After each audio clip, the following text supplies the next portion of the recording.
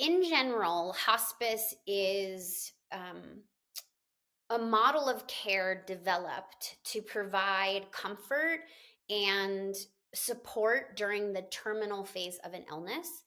It is generally provided when folks have been given a prognosis of 6 months or less to live.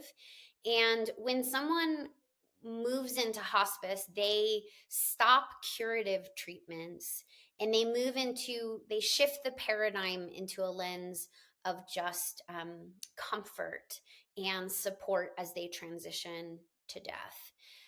In most cases, hospice requires insurance.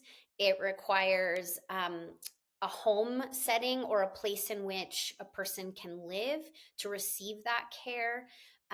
It requires a primary caregiver. And so, even if we just start right there, folks experiencing homelessness, they do not have some of the foundations of how hospice care is delivered. So, um, because of that, there has been a development of many different social model hospice organizations and comfort care respite houses. So, the idea behind the social model hospice is that a place is bought, whether that's an old hotel or an old house. And within that house, a community can be serving as the people to keep that running. So, in the case of the in between, that's a beautiful example of a social model hospice. Folks with lived experience and past experience of homelessness, they serve as the direct care staff.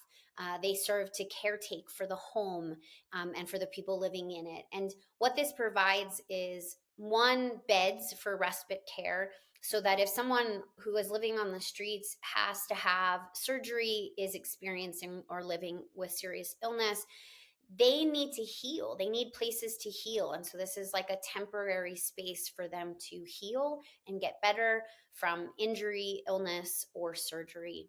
Um, in these homes, we also have beds designated specifically for hospice care. And so it provides the home, the space for them to transition in. There is direct care provider staff, and then hospice agencies come in and provide the hospice care specifically.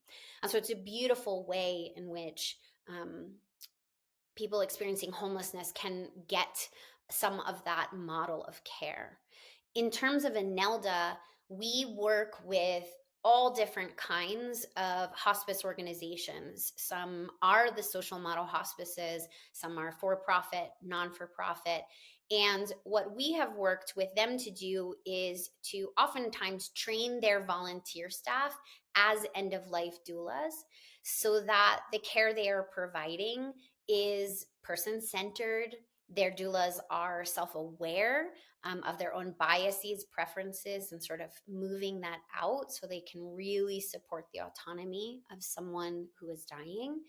Uh, and as we've worked with those hospices, their death doula staff really works with the people to deliver compassionate, equitable care at end of life, to really understand their preferences and desires, and then advocate for those wishes with the interdisciplinary team and the people who are working in that particular model. Sometimes in this world of end of life, we hear the terminology a good death. And from our perspective at ANELDA, we define that as whatever the person defines that as. I think back to just some of the key things that folks look for at end of life, right? Like a safe place to die, not so much pain, a support system around them, and just really folks who are listening to them and doing what they're asking. For us, that is the foundation of a good death and good outcome, is that when we have places for people to feel safe, they're comfortable, and they're being listened to, they're being heard. And if they can have their circle of care around them, we know that that is a positive impact, a good outcome at end of life. life.